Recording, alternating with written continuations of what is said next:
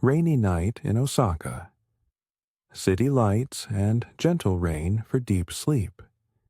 Listen to that first, the city settling like a cloth over a table, the folds softening under the weight of water. The neon lines sketch across puddles like careful stitches. The lamps throw small, warm islands into the gray, and the rain keeps its steady, patient counting on the awnings and the metal gutters. Tonight, the city breathes in and out. The sound is both close and impossibly distant at once. Stay with it a while. I am here at a single lamp, at the window of a compact top-floor flat that looks down onto a narrow street. The room is small enough that each ordinary object feels companionable.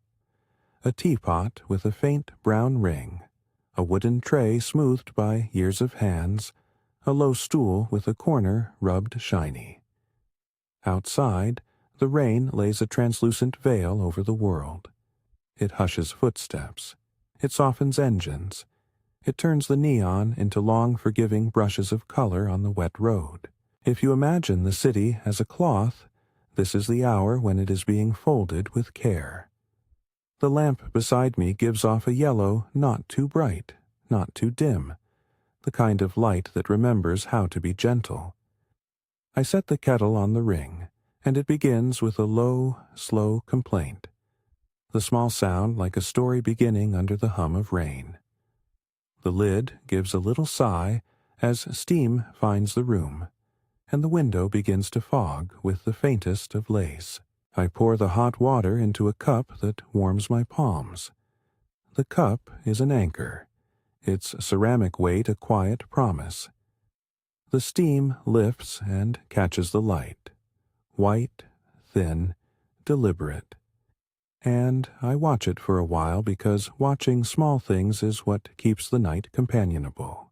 Across the street, the awning of the shop below has a patch where the fabric was mended last month. A neat square, a darker shade, stitched twice. Tonight, the rain runs down its fold and beads at the seam before it arcs into the gutter. The seam makes a small, repeating sound as water finds the same path. It is like a metronome that the city shares, an unassuming pulse. I imagine my hands there, feeling the coarse weave of the canvas, the brass grommet cool under my fingers as I press it back into place. The act of mending is small and ancient, a loop of thread, a pull, and every knot seems to say, "We will endure tonight." A tram bell somewhere farther away announces its slow approach. Ding, pause, ding. It is softened by the rain, like something pressed through wool. When the tram passes, it throws a moving smear of amber light across the pavement. Umbrellas become dark, glossy mushrooms. People move beneath them with the economy of those who know how to keep warm and dry. Heads down, slow steps, the occasional quick smile exchanged between two people who share the same refuge. A late commuter hurries under a hood and pauses under the eaves to tie a shoelace. The small ritual of tying taking on the weight of ceremony in the rain. None of it demands attention, but all of it is a weave of the night. If you like, breathe with the rain now. Breathe in for 1, 2, 3. Hold for 1, 2. Breathe out for 1, 2, 3. Let the sound map to your chest, the rain on metal, the whisper of tires, the distant bell. There is no hurry to chase these moments. They arrive and they settle. I move from the window to the door and listen to the way the building speaks. Wood that has learned to expand and relax in damp weather. Pipes that murmur. The faint shifting of a neighbor's curtains. There is a small notice board by the landing where someone has pinned a scrap of paper advertising a lost bicycle and a hand-sketched map to a typesetter's shop. The paper trembles slightly when a gust threads the stairwell. Its edges flutter like the pulse of the street itself. I smooth it with my fingers and tuck it back into place. A tiny, domestic kindness. Tonight, there are parcels left by the door more than usual. Small rectangular promises wrapped in brown paper and bound by elastic. One parcel bears a ribbon frayed from travel. Another smells faintly of toasted grain, perhaps a loaf from the baker 2 streets over. I lift one parcel, and its weight is modest. It presses into my palms with a reassurance almost livable. I set the parcels on the counter, one by one, as if arranging company for the evening. The neighborhood moves in soft shapes. A young woman pauses to look up at the neon sign of a late-night eatery. Her umbrella, tilted so light from the sign, plays across her face like a painter making choices. On the far corner, a man with a small toolbox crosses the road with the slow, purposeful gait of someone who knows the hours of the night are good for certain kinds of work. He carries a replacement bulb wrapped carefully in cloth. There are many small trades that the rain favors: the fixing of a lamp, the mending of an awning, the exchange of a cup of hot tea for the use of a ladder. Inside, I set about attending to one of those small trades. The lamp in the common corridor has been dim for days. Its shade was dented in an incident with a careless bicycle and has been held at an angle ever since. I take the shade gently, feeling it seam under my fingers like a hidden spine, and ease it back to a straightness that restores not just light, but something like posture to the hallway. The bulb gives off a brighter, steadier circle, and the corridor exhales as if it had been holding its breath. A little repair restores more than function. It returns the ordinary dignity of light. The kettle finishes with a soft, final note, and I pour tea into a second cup. I think of how a small gesture, a cup passed through a doorway, can pass warmth into the world like a coin through a slot. I step down to the street level, carrying the tray with both hands, careful of the rolls of water that cross the pavement like mild currents. The neighbor at the ground flat, an older man with a hat he wears in all weathers, opens his door and accepts the cup with a nod. He has that particular look of someone who has kept things through many seasons. The slight stoop, a pair of glasses that have been mended at the bridge with a strip of tape. He thanks me without fuss. The words are brief, but the exchange expands the space between us. Smallness is how the night keeps its shape. The pattern of a patched awning, the folded corner of a borrowed umbrella, the evening's last bowl of noodles left on a doorstep because someone thought, rightly, that another pair of hands might need it. A young delivery person arrives, soaked but steady, and tucks a parcel under the eave of a closed shop for the owner to collect in the morning. He wipes his fingers on his trousers, and the fabric gives a little complaint as it releases water. He laughs with a neighbor about the weather, a laugh that is brief but warm, and the sound threads into the rain. Listen closely now. The wet pavement makes a chorus with footsteps and tires, a rhythm made of countless small contacts. Each footfall is a staccato note, each tire a long, low hum. The neon signs add color but not volume. They are the city's quiet painters, pulling brushes along the surface of puddles. Somewhere, a guitar waits in a case, the owner keeping it dry. Somewhere else, a radio plays too softly from a room upstairs. These are not dramatic things. They are the textures of a night that is content to be itself. At the window again, I fold a thin towel and slide it under a slightly ajar pane where the rain has found the flaw in the sash. The towel, damp at the corner, absorbs the small intrusions and, in doing so, buys us a few more hours of quiet. There is a domestic choreography here: the folding, the tucking, the pressing of hand to fabric. I smooth the towel until my palm remembers the motion, and the pane gives up its last thin trails of water. You might not mind, but there is comfort in the smallness of these movements. They are a kind of nightly liturgy that needs no temple. The sound of the city thickens and thins like breath. A freight of rain on a metal roof sounds for a moment like a rainstorm at sea. Then the sound picks out again into separate instruments. The shiver of a tent fabric, the slap of water against a plastic cover, the low, distant rumble of a bus. There is such variety in the way water speaks depending upon what it touches. Metal gives a sharper note, canvas speaks with a hollow patience, concrete hums with a slow, bass-like steadiness. Notice the differences as if you are giving them names. This attention turns the night into a companion. I take up a small repair that has been waiting. The shop awning's loose grommet that twangs in high wind. I fetch a needle and waxed thread, the kind one uses for heavy fabric, and begin to stitch. The thread passes through the canvas with a soft resistance. Each pull a modest, tactile beat. I make neat, even stitches, not hurried, my thumb pressing the material flat as I go. Outside, the rain makes a slow, even sound.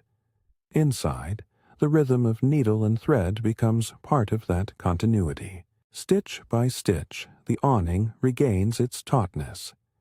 The patch sits there like a small, quiet decision to keep the weather at bay. A passerby pauses beneath the eaves to tie a knot in their umbrella's strap. Their shoulders are up, then release. The motion is small, but so telling. They glance up at the sign of a small izakaya. The word on the sign is simple, the light inside a warm glow. Perhaps they will go in for a bowl of something hot, or perhaps they will keep walking.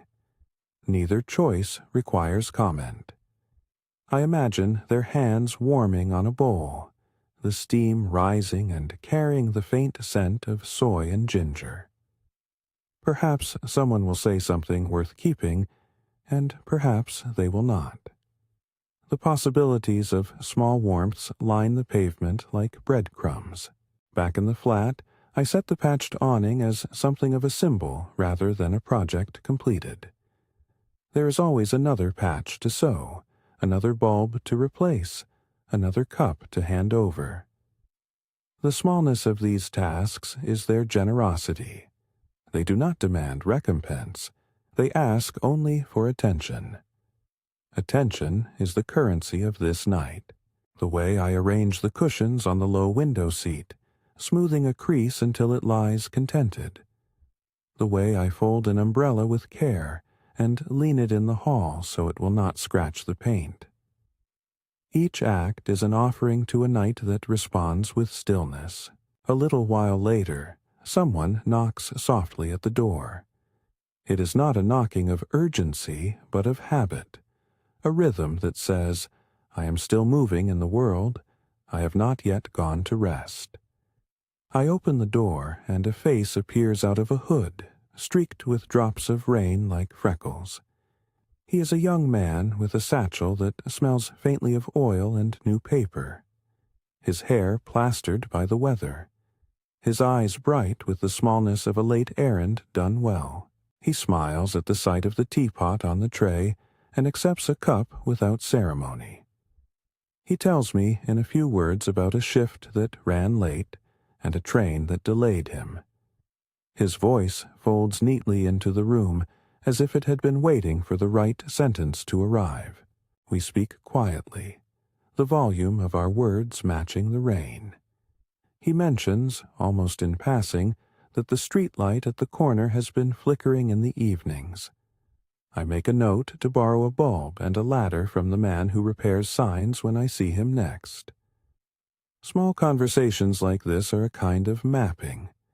They mark the city's minor failures and propose tiny remedies.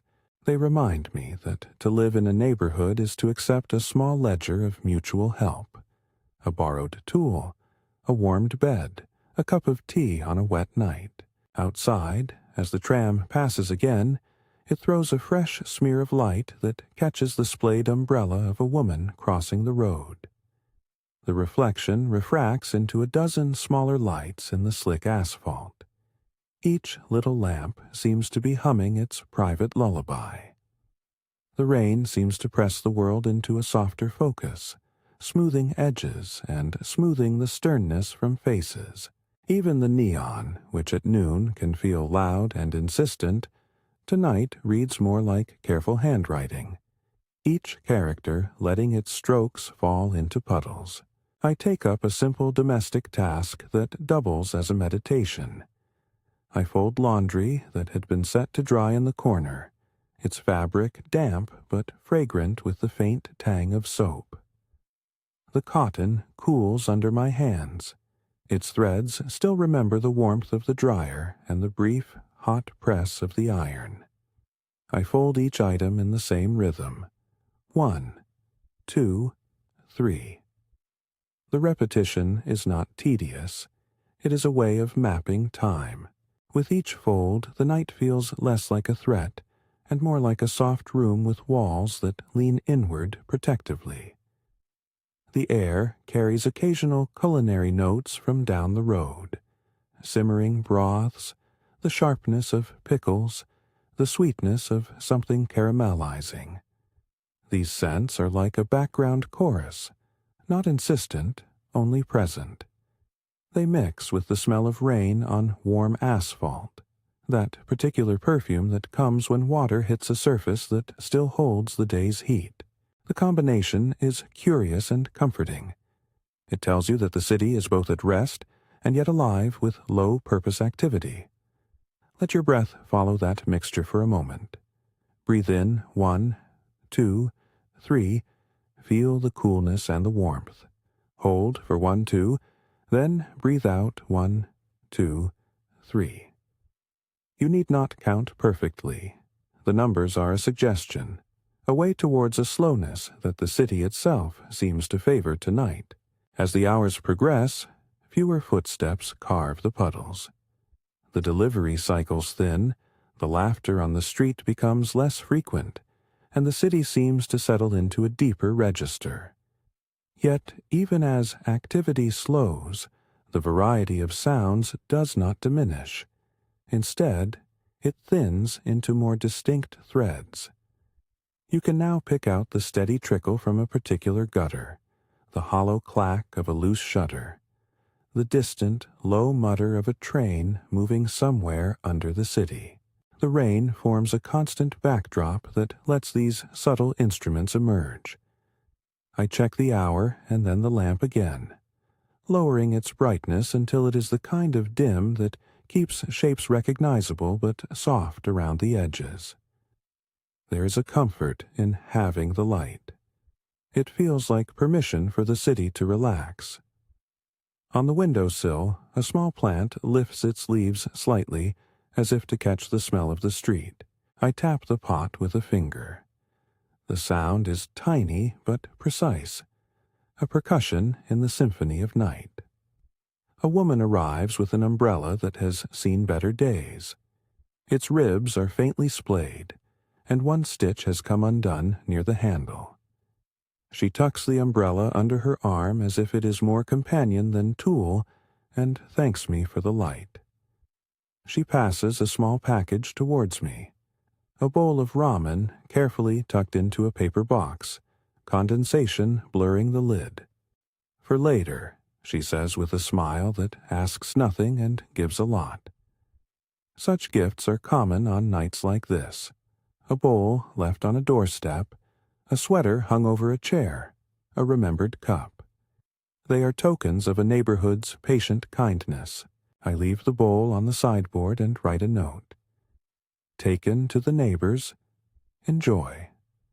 Small gestures proliferate. They do not demand a return.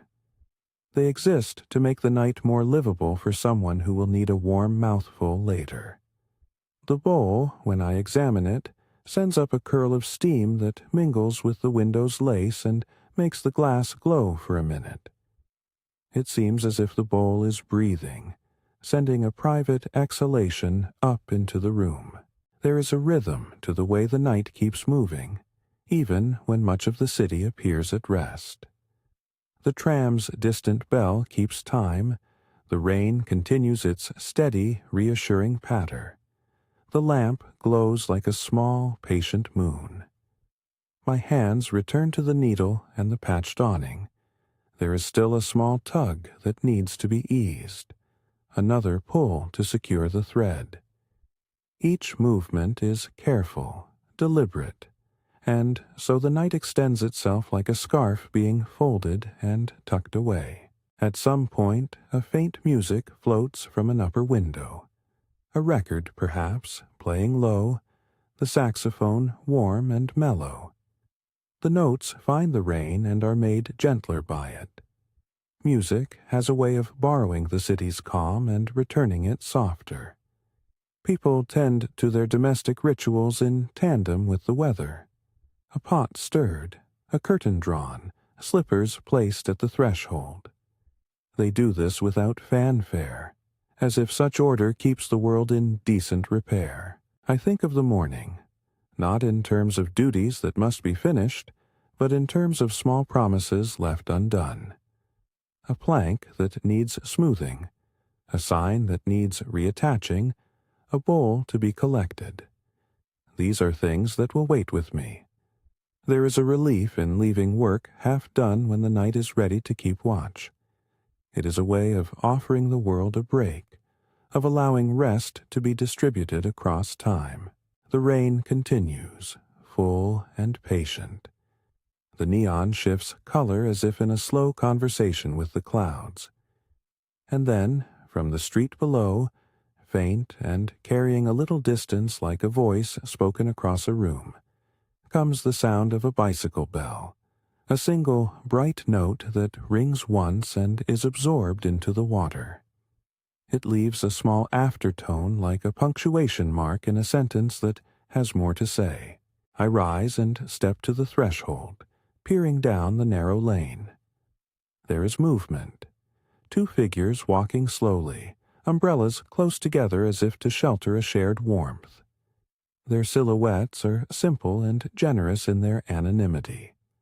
The scene is small, unremarkable, and precisely the kind of comfort that accumulates into something unshakable. The city's gestures tonight are modest, their modesty making them truer. I turn back to the room, to the lamp and the tray and the patch of fabric I have been working on. There remains a loose thread to tuck in, a lampshade to press back to an evenness that will do until morning. I gather up the tools, the needle in a small dish, the spool of thread with its sensible thickness. I thread the needle again and make one more stitch, the motion comfortable and familiar. The patch rests, and the awning's seam is less likely to complain in the next wind. For now, that is enough work. Outside, the rain changes its voice slightly. Perhaps the breeze has shifted, or another cloud has passed overhead. It now taps the metal of a shutter with a firmer hand, producing a ringing that is almost musical. A taxi passes more briskly than before, its tires slinging a brighter note into the puddles. The city seems content to layer sounds, to let the listener pick and choose which will be the closest companion for the moment. If you are still breathing with me, try this simply. Breathe in 1, 2, feel your ribs lift. Breathe out 1, 2, 3. Let your shoulders drop. There is no required count, only an invitation to match your pace to the room's. You may find, if you allow it, that the slower patterns of the night begin to steer your own rhythm. I set the remaining tea in a thermos for the later hour when someone pokes their head in.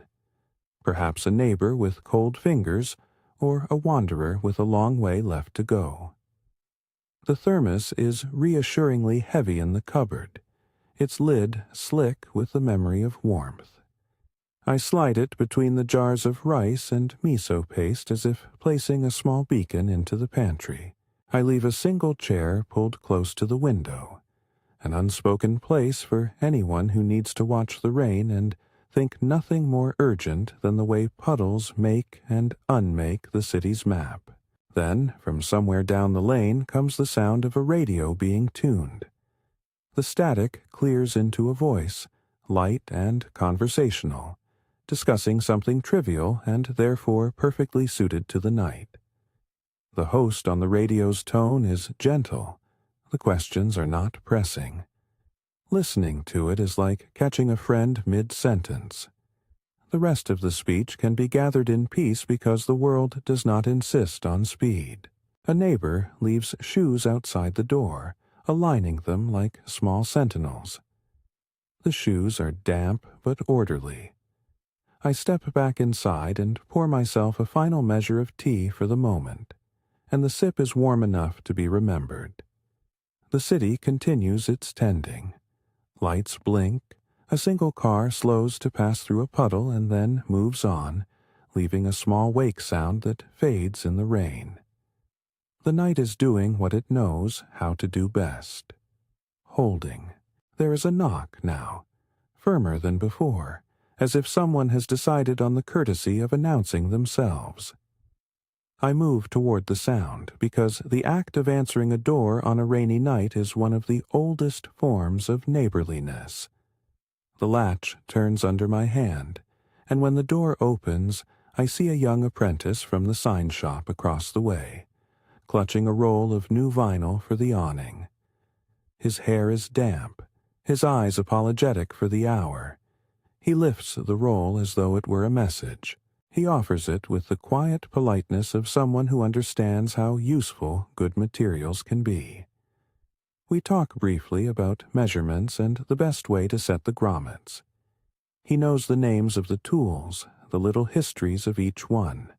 Pliers that have been in his family for years. A hammer with a handle dark with oil.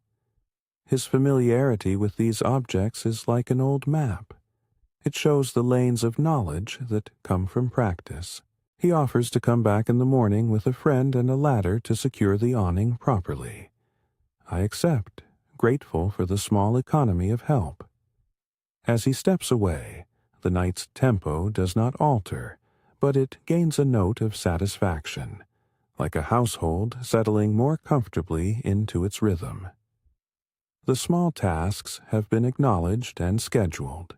The neighborhood's ledger has been updated. For now, the work can rest. The rain continues. The neon keeps painting puddles. The tram bell sounds in its slow, punctual way. My hands, now clean, rest on my knees, and I feel the residual warmth from the stitch, from the teacup, from the conversation. These are the textures that make the night less intimidating and more intimate. They are the kind of things that allow a stranger to become a neighbor by degrees. There is one more small thing I do before the room becomes quiet enough to let you, if you wish, fall deeper into listening. I move a small lantern, a battery lamp with a soft glow, to the sill, and set it so that it faces outward toward the street. It is not bright. It is simply there as a marker, a modest beacon. It catches in the glass and throws a faint reflection back onto the sill, and for a while the two lights, inside and outside, seem to be conversing. The lantern's light says, "We are here. We remember the street." The street replies with the endless, patient percussion of rain. From the corner of my eye, I notice a movement beneath the awning across the lane. Someone working with a cloth, perhaps mending another tier. The notion of hands at work in the rain, fingers finding thread, thumb pressing fabric smooth, is somehow deeply consoling. It tells me that tonight, even in wet weather, attention travels from one hand to another, from one flat to the next, each small care adding to a communal shield against cold and exposure. The night unfurls slowly, and I feel in myself a willingness to let the narrative thin into the soundscape. there will be more to do, more small exchanges, more stitches and cups and notes left on doorsteps. For now the city holds. The light balances the dark. The rain keeps counting its steady numbers. The lantern on the sill throws its soft spill into the rain, and I sit back in the chair, palms warmed by the memory of the cup, listening to the way the world around me arranges itself into a tolerable, tender order. Outside, the tram bell rings once again, a distant punctuation. A figure moves beneath an umbrella, and in the motion there is the sense of a life continuing, neither urgent nor stagnant, simply proceeding in its ordinary dignity. The city is full of such lives tonight, and they press against the wet air, making a map of small, luminous acts. I straighten the last stitch, tuck the thread into the fabric with a thumb that knows the motion by feel, and set the needle down. There is a small pile of tools on the workbench, neat as if they too are keeping vigil. The city hums softly beyond the glass, and in the room the lamp keeps time with the steady pulse of the rain. A soft, low bell in the distance, perhaps from a temple whose precise name I will not invent for you, sounds short and sonorous. It doesn't call to prayer so much as mark the arc of the hour, a gentle reminder that time, though elastic, moves onwards. I stand and look out, watching the reflections move and fold into themselves. There is a small, steady comfort in knowing that dawn will come, and that the tasks left for morning will give structure to a new day. For now, however, the night holds us with its steady, listening hand. A bicycle leans against the lamp-post near the corner, droplets beating on its seat. Someone has left a scarf draped over the saddle, perhaps in haste, or perhaps as a tiny theft of warmth for later retrieval. Small, tangible acts of care populate the street like little map points. A bowl of food left on a doorstep, a borrowed tool returned with a polite note, a lantern placed in a window. They do not erase the city's harsher edges, but they soften them enough to allow rest. I move to the window seat, folding my hands into the warmth of my lap, and watch the rain pattern the glass. The city's lights refract. A smear of cobalt here, a pool of amber there. Each puddle captures a different palette, and as you look, you begin to notice the same puddle told 3 different ways: by sound, by light, by the skimming of a passing leaf. This is the way the night repeats itself, and yet keeps renewing. There is the sense of a story being told not in sentences, but in accumulated gestures. Stitches, cups, tiny acts of repair. You might find yourself soothed not because the world is perfect, but because it is tended. Attention, in the end, is the protective thing. It is what keeps a lamp working and an awning in place.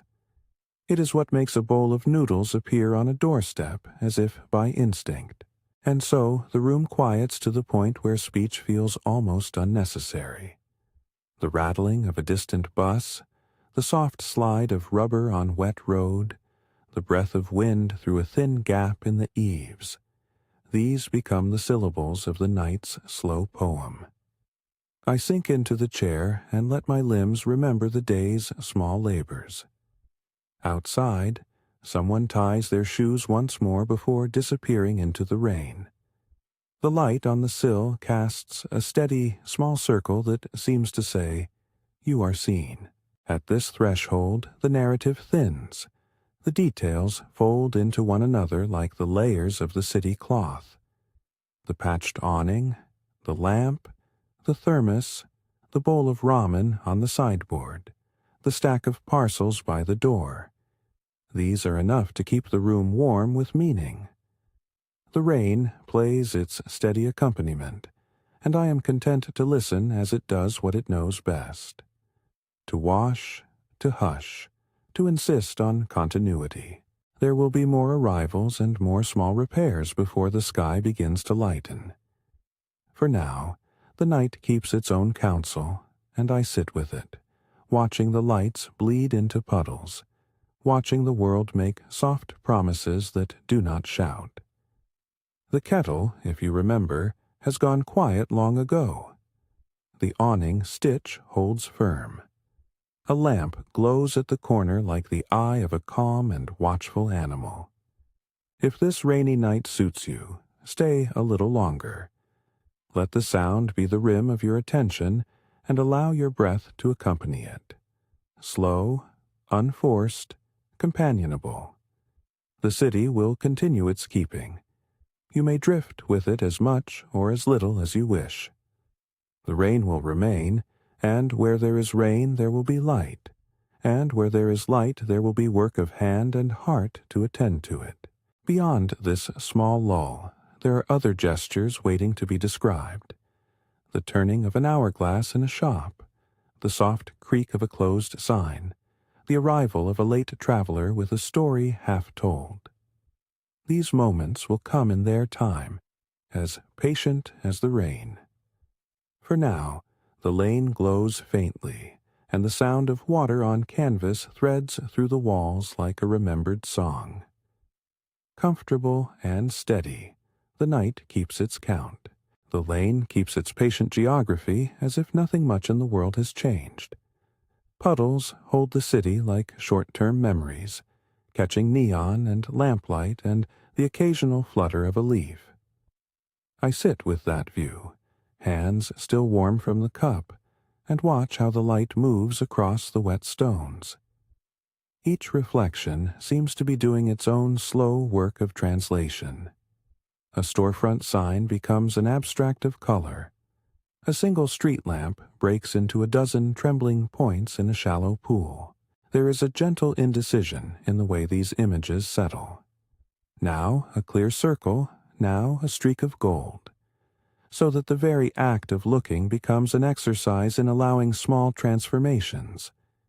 It is a soft teaching. Nothing must be fixed. Small changes are part of keeping.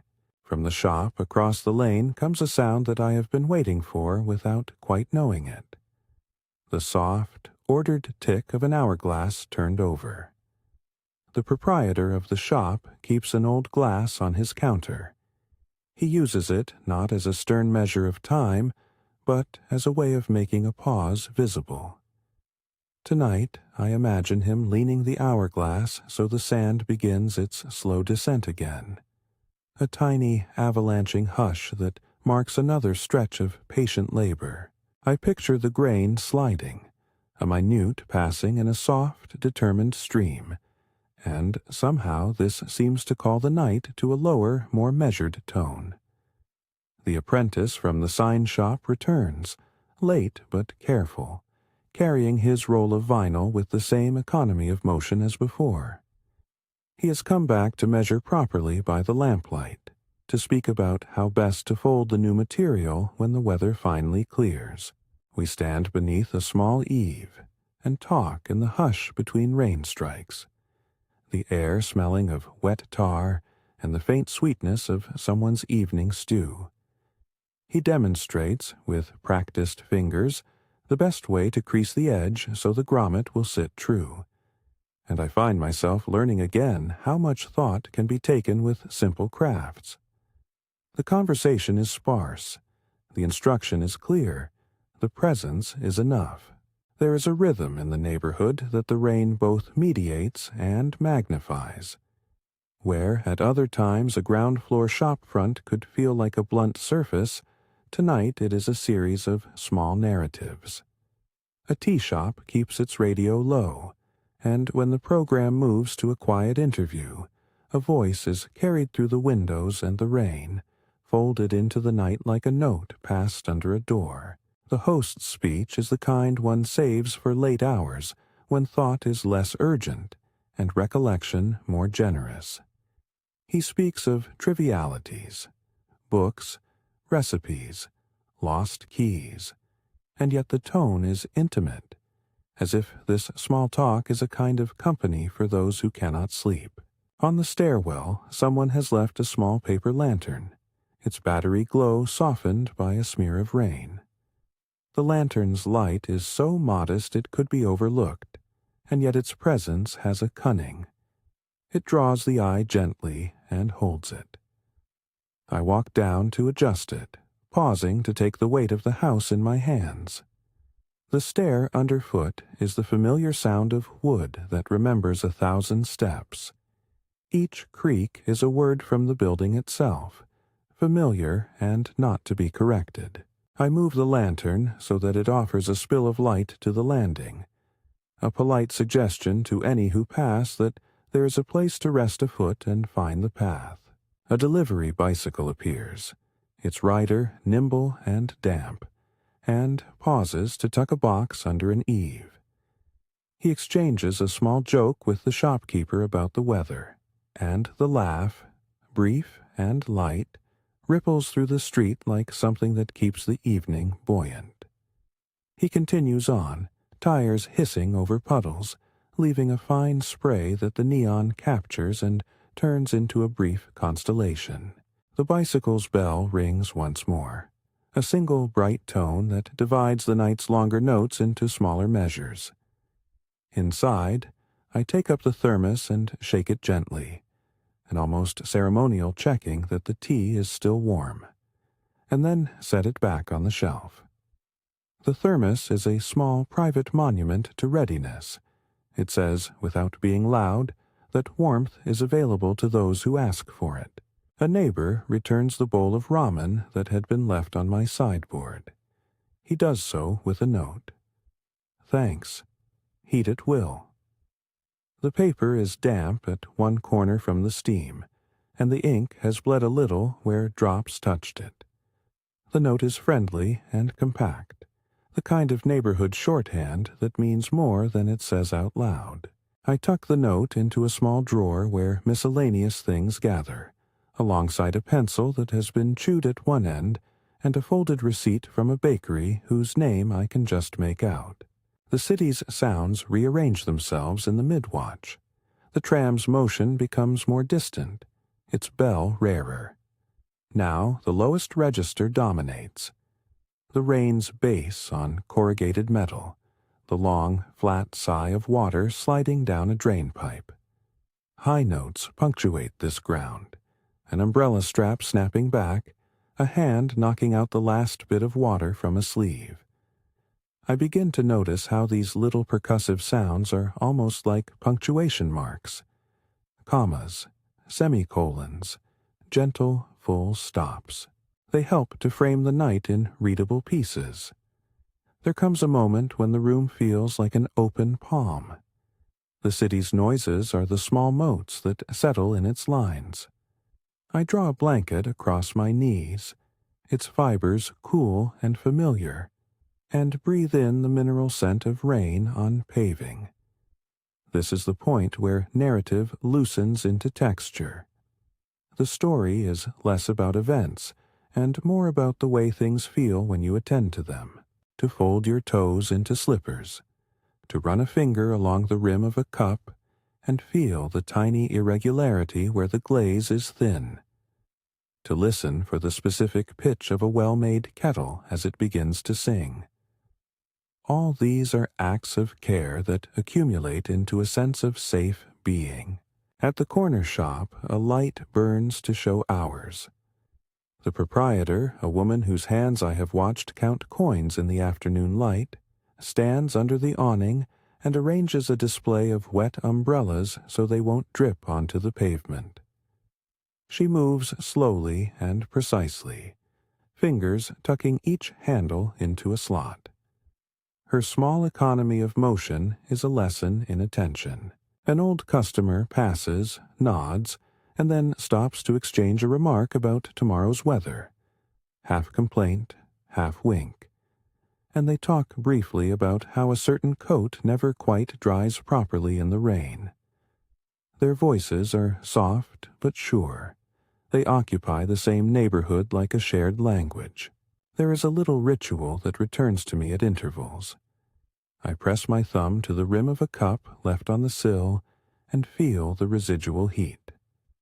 The cup has a glaze that has a tiny imperfection, like a pearl scar, an oddity that makes the cup more human.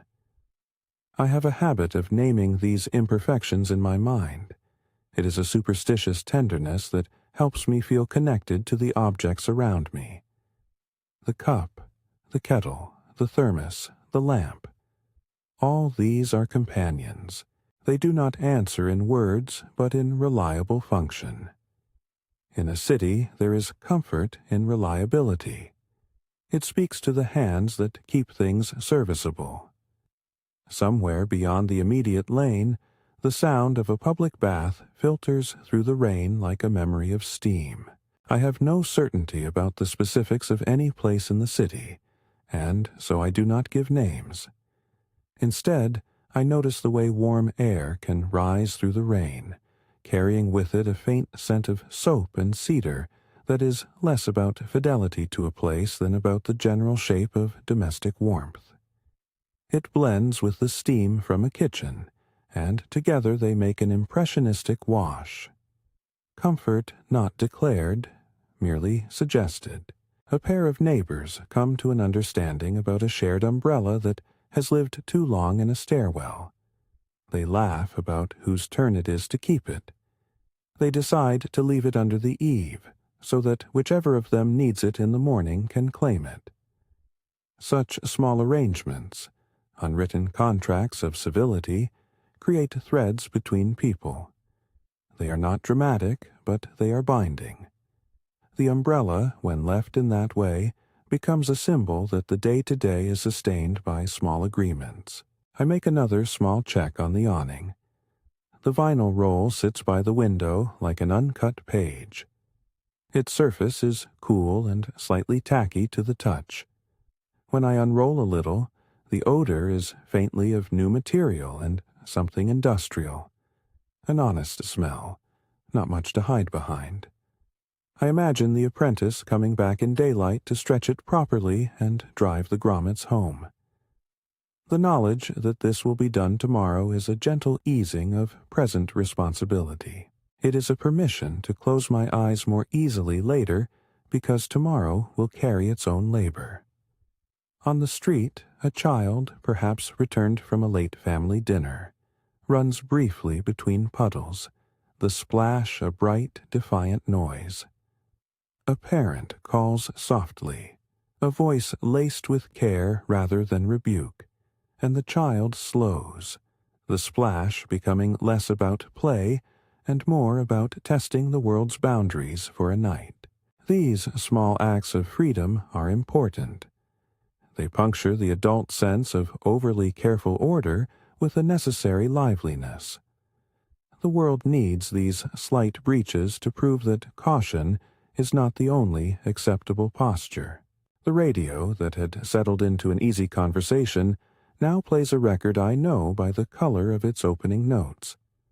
An old ballad, saxophone warm and sinewy, piano low and careful. The music slides out into the room and seems to round off any jagged attention. We listen not because the music is entertainment, but because it creates a space to be quiet in. It is the kind of background that understands silence as a partner, not an enemy.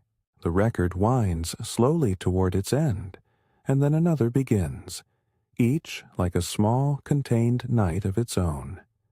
Step by step, the city trims its attention. Businesses shutter their shutters with practiced movements. A sign is folded away and its brass catches the light and winks. The sound of rolling shutters coming down is a broad, collective exhale. A physical motion that acknowledges the end of one cycle and the waiting that follows. In the gaps left by closed shops, the rain's voice appears more clearly, unharmed by other sounds. I begin to feel as if the world is being paired of superfluity, and what remains is what matters. When the apprentice returns with a friend in tow to measure the awning properly, they come like a small team of midwives to the identity of that storefront. They set up a lamp and angle it, so their hands and tools are lit precisely where needed. They joke about the stubbornness of certain materials, and there is a small, affectionate teasing in their speech that betrays long hours of shared labor. I watch from the window as their hands move. Measuring tape drawn, marks made, a careful selection of where to place each grommet. The work is rhythmic and slow, an honest choreography.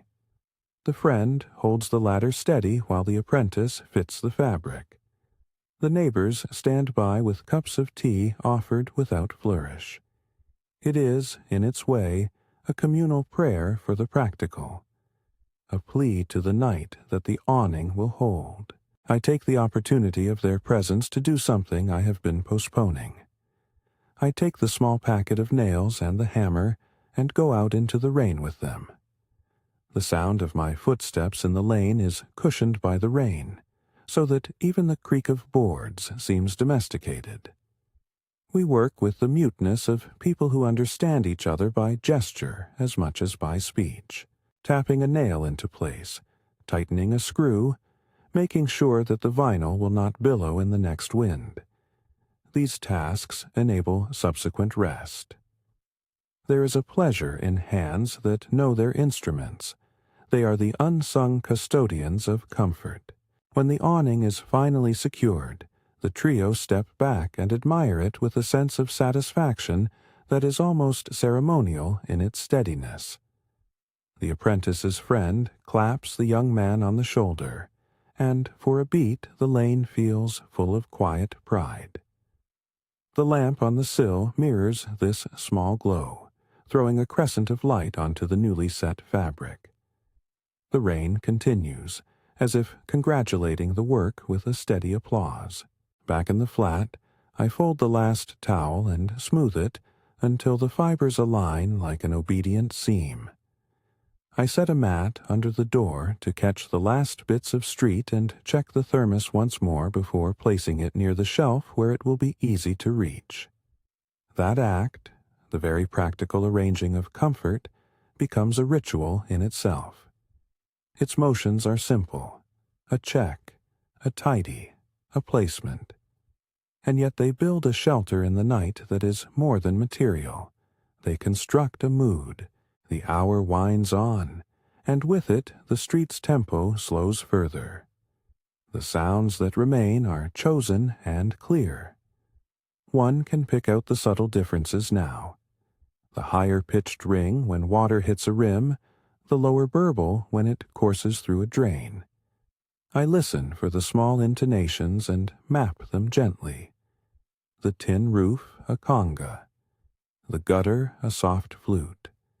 The pavement, a brushed bass. Naming these things privately seems to give them a kind of attendance that they like. They respond by letting themselves be heard more fully. An older couple walks past, stepping carefully to keep their shoes from getting too damp. They carry an umbrella between them, shoulders touching in a way that looks incidental and yet is full of history. I watch the way they move together, synchronized, practiced, and it feels like a demonstration of how companionship can become a shelter all on its own. They pause under a lamplight, exchange a word, and then continue on. Their presence is a quiet benediction on the lane.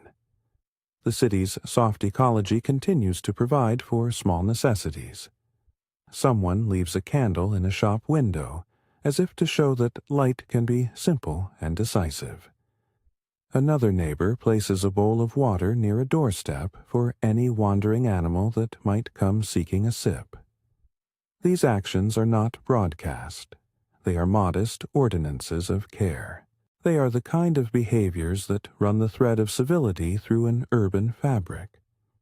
As the night deepens, my narration becomes less about doing and more about being. The stitches are made, the kettle is emptied, the awning holds, and the lantern continues to blink its small presence outward. There is a cooling in the air as the rain rubs the last of the day's warmth from the cobbles. Breath becomes visible, and then not. depending on the drafts through the window. I take another slow breath.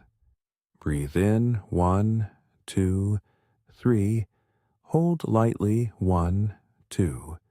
Breathe out 1, 2, 3. And feel the night respond like a held chord that sustains rather than resolves. At some point, a lone traveler appears, a figure with a small bag and an expression as if some part of the day had refused to finish. He stops beneath the awning and looks up, as if deciding whether to knock. He wears a coat that is damp at the hem, and he carries a small map folded into a rectangle by experience rather than precision. When I open the door, he looks relieved rather than embarrassed, and there is a story already lodged in his eyes that he does not seem required to tell. He asks only for a moment to shelter and a place to waste a little time until the next train. We speak in low tones about the delay and the curious ways that travel stitches people into places unexpectedly. He tells me, in passing, of a train that rerouted, and of a city that looks different beneath rain. His words slide over the things I already know, and yet his perspective brings them into focus again. I hand him a cup, and he accepts it as if it is an ode kindness. He warms his palms on the cup and sighs, an ordinary human relief. He mentions a tiny regret about missing a show, and I say that the city affords quiet nights too, nights where the rain becomes an unsent invitation to slow. He smiles and says that the delay may have been a mercy in disguise. His tone is light, and there is a way in which the city replies to him with its own modest mercies. An awning that keeps the worst of the rain off, a lamp that makes the waiting gentler, a thermos of tea-warming hands. His bag sits at his feet like a small, loyal animal. After he leaves, having retrieved his map, thanked me, and stepped back into the rain with a steadier gait. The room feels fuller for the short exchange. Small human presences have a tendency to rearrange the furniture of a night's attention. You find new space for listening, new places to notice the texture of things. The exchange with the traveler carries on like a small echo. I leave the kettle on the low ring as an offering to any other passing stranger who might need warmth. The rain itself begins to vary its pattern in ways that I notice with a kind of quiet delight. It presses, then eases. Sometimes it comes in a fine, almost steady sheet that makes the world look as if a stage curtain has been drawn across it, and other times it seems to drum more emphatically, as if testing the eaves.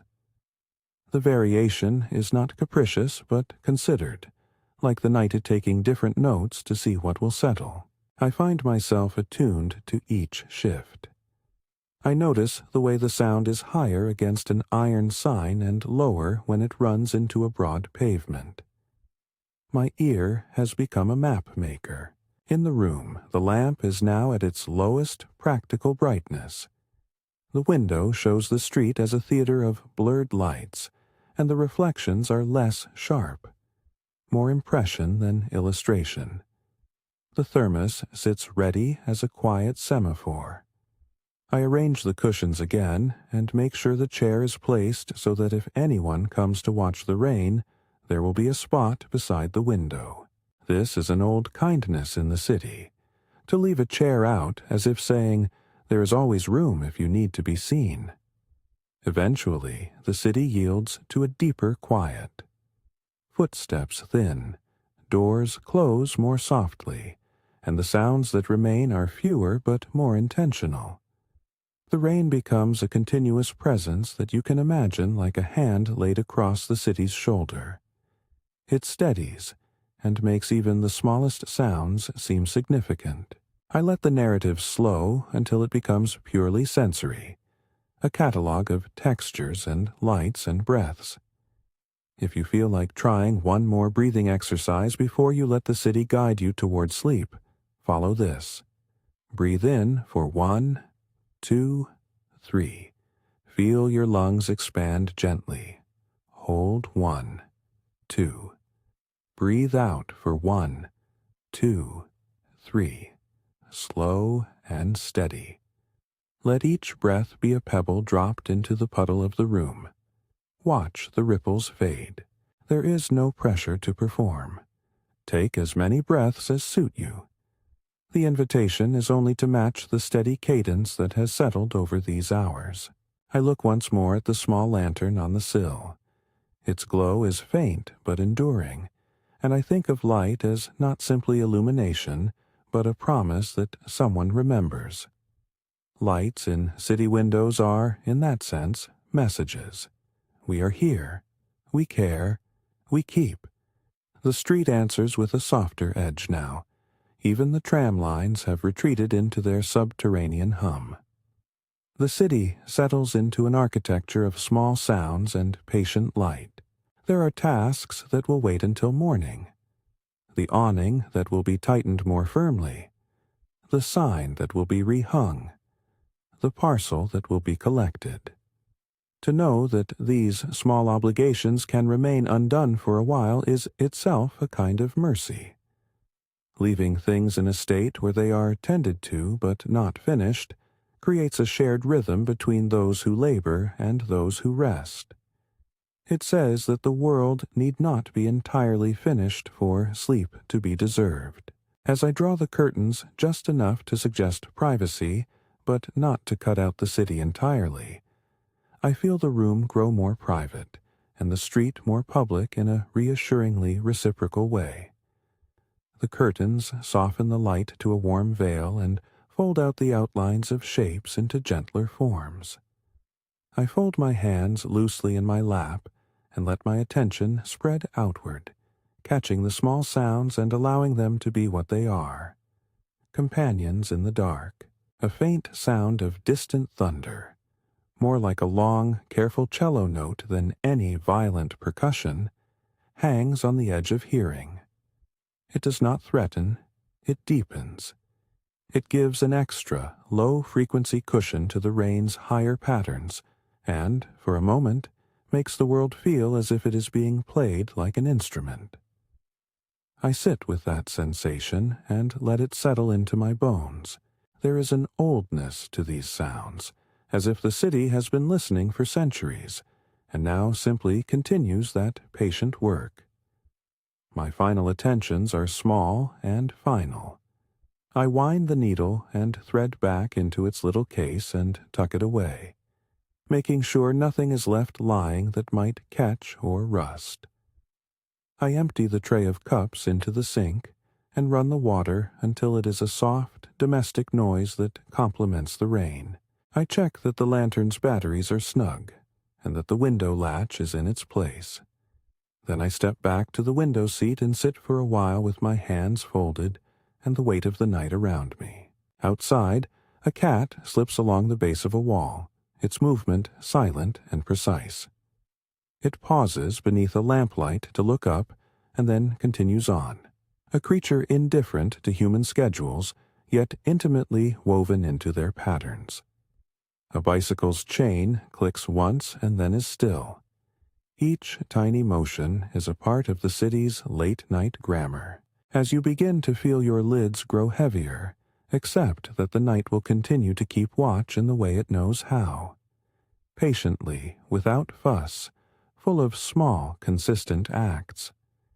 If you have been moving with the breath cues, you may notice your body loosening, shoulders lowering, jaw unclenching, the chest falling into a pattern that favors rest. There is nothing to accomplish here except to be present enough to let the night do its keeping. I will leave the lamp at the window like a small promise. It is meant not to wake, but to witness. The thermos waits in the cupboard like a hidden supply of warmth should anyone require it. The patched awning will stand firm through the night, and the measures for morning will be found ready. The city, in its habitual generosity, continues to provide these modest securities.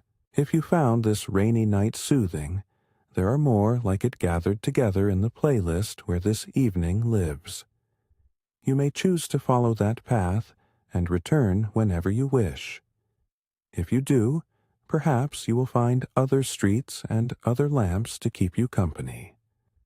For now, let the rain be the last thread you follow into sleep. The neon, the soft outline at the edge of your vision. The small acts of attention, the network that holds you while you rest. Good night, then. May the city's watching be gentle, and may the next hour bring a softer kind of waking.